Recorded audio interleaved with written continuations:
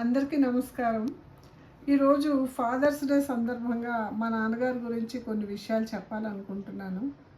ఆయన ఒక ఉపాధ్యాయుడిగా, తండ్రిగా, కొడుకుగా, భర్తగా అన్ని రోల్స్‌ని చాలా సమర్థవంతంగా నిర్వహించారనిపిస్తూ ఉంటుంది నాకు. ఆయన మనవలకి ఆయన ఒక బెస్ట్ ఫ్రెండ్. చాలా సందర్భాల్లో ఆయన మనవలు, మనవరాళ్ళు కూడా మీ బెస్ట్ ఫ్రెండ్ పేరేంటి రాయండి అన్నప్పుడు ఒకళ్ళకి తెలియకుండా ఒకళ్ళు నిజంగానే వాళ్ళు ఫీల్ అయ్యి నా బెస్ట్ ఫ్రెండ్ మా గ్రాండ్ ఫాదర్ అని రాసుకున్న సందర్భాలు కూడా ఉన్నాయి. ఇంకొక మనిషికి ఇంతకన్నా ఏం కావాలండి. ఈరోజు ఫాదర్స్ డే అనే కాదు, ప్రతి సందర్భంలోని మాకు ప్రతిరోజు ఏదో ఒక విధంగా ఆయన గుర్తొస్తూనే ఉంటారు. ఆయన మాటలు మాకు ఎంతో మార్గదర్శకంగా ఉంటాయి. ఆయన ఉపాధ్యాయుడిగా పనిచేసినప్పుడు ఆయన శిష్యులు మేము లేదా ఆయనతో కలిసి పనిచేసాము అని సహచర ఉపాధ్యాయులు కానీ, ఆయన శిష్యులం మేము అని చెప్పుకోవడానికి ఆయన శిష్యులు కానీ ఎంతో గర్వపడుతూ ఉంటారు. ఇంకా మా సంగతి అయితే చెప్పాల్సిన లేదు. ఆయన బిడ్డలుగా మేము చాలా గర్వపడుతూ ఉంటాం. ఆయన నాకు ఒక హీరోలా అనిపిస్తారు. ఎందుకంటే ఆయన నాకు చాలా చిన్న వయసు, ఏమీ తెలియని వయసులో నాకు గుర్తున్న ఒక దృశ్యం ఏంటంటే, మా ఇంటి ప్రక్కన ఉన్న ఒక పశువుల పాక మంటల్లో మండుతూ ఉంటే అందులో చిక్కుకుపోయిన ఒక లేగదోడిని ఆయన మంటల్లోకి వెళ్ళి ఇలా 2 చేతుల మీద ఎత్తి తీసుకొచ్చి పక్కన పెట్టడం అనేది నాకు ఇప్పటికీ కనిపిస్తూ ఉంటుంది నా కళ్ళ ముందు. అదే రకంగా ఆయన 60వ పుట్టినరోజు జరుపుకున్న తర్వాత తన తన శక్తి సామర్థ్యాలను పరీక్షించుకోవడానికి 60 కిలోమీటర్లు సైకిల్ తొక్కుకుని వెళ్ళి చాలా సక్సెస్ఫుల్గా ఎక్కడికి ఆయన చేరాలనుకున్న ప్రదేశానికి చేరారు.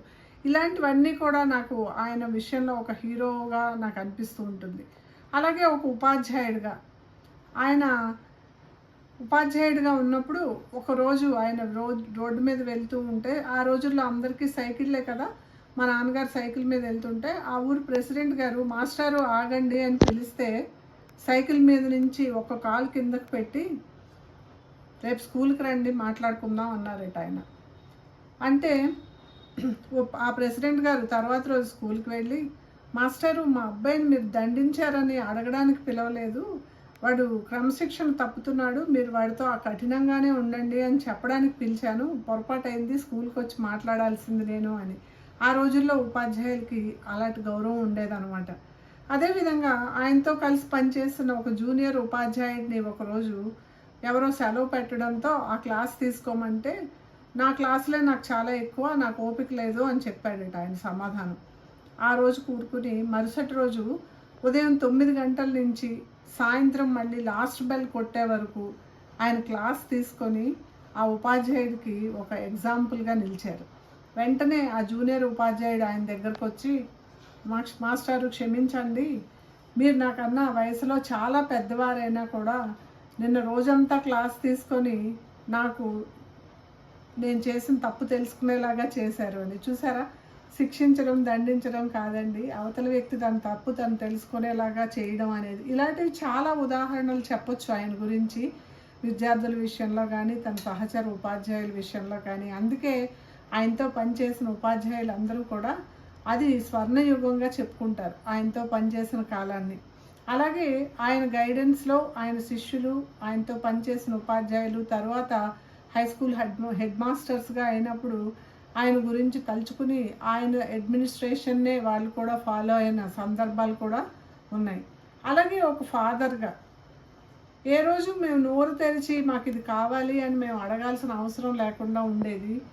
ఆయన స్కూల్ నుంచి వస్తున్నో బయట నుంచి వస్తున్నో ఇలా ఒకసారి చెప్పుల వైపు అందితా చూసి ఎవరి చెప్పులు బాగాలేవో కూడా తెలుసుకొని, నాన్న నీ చెప్పులు పాడైనట్టున్నాయి కొనుక్కో అని డబ్బులు ఇచ్చేసేవారు అన్నమాట. ఆ విధంగా ఏది కూడా మేము నోరు తెరిచి అడగకుండానే మాకు అన్నీ అమర్చిపెట్టి, ముఖ్యంగా ఆయనకి చదువు అంటే చాలా చాలా ఆసక్తి. అందుకని మమ్మల్ని చదువుకునే విషయంలో చాలా ప్రోత్సహించారు. అమ్మాయిలు చదువుకోవడానికి అంతగా అవకాశాలు లేని రోజుల్లో కూడా మమ్మల్ని ప్రోత్సహించి ఆడపిల్లలందరినీ కూడా అద్భుతంగా చదివించి మేమందరం కూడా ఒక మంచి స్థితిలో స్థిరపడేలాగా ఆయన చర్యలు తీసుకున్నారనమాట. దానికి మా అమ్మగారు పూర్తి సహకారం అందించారు.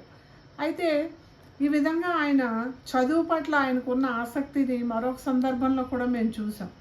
ఆయన చిన్ననాటి స్నేహితులు డాక్టర్గా అయ్యి తర్వాత రాష్ట్రంలోనే ఒక మంచి పదవిని నిర్వహించి తన సొంత ఊరికి సేవ చేయాలని చెప్పి మళ్ళీ ఆయన మా ఊరు తిరిగి వచ్చేసారు.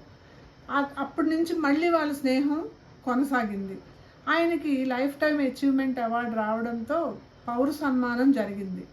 ఆ రోజు ఒక స్నేహితుడిగా ఆయన ఎంత గర్వపడ్డారో, ఎంత ఆనందపడ్డారో, అంతే ఆయన ఆ రోజు నేను కూడా ఇంత బాగా చదువుకోలేకపోయానే అని బాధపడడం కూడా మేము గమనించాం.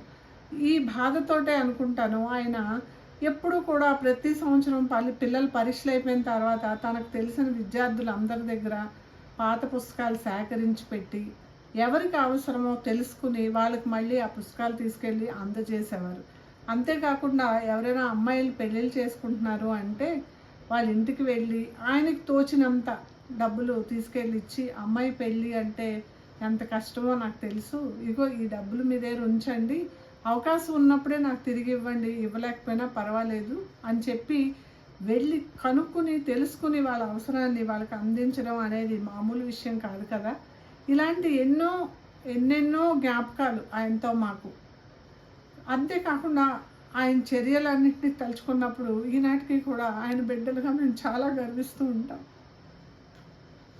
ఆయన 2009లో ఈ లోకాన్ని విడిచి వెళ్ళినప్పుడు మా వీధిలో ఇసుకేస్తే రాలినంతమంది జనం వచ్చారు. అందులో చాలామంది మాకు తెలియదు, కానీ మేమందరం కూడా ఈయన ద్వారా ఉపకారం పొందాము అని వాళ్ళు వచ్చి మాకు చెప్తే, ఓహో ఈయన ఇంత సోషల్ సర్వీస్ చేశారా మాకు తెలియకుండా అని మేము చాలా ఆశ్చర్యపోయాం.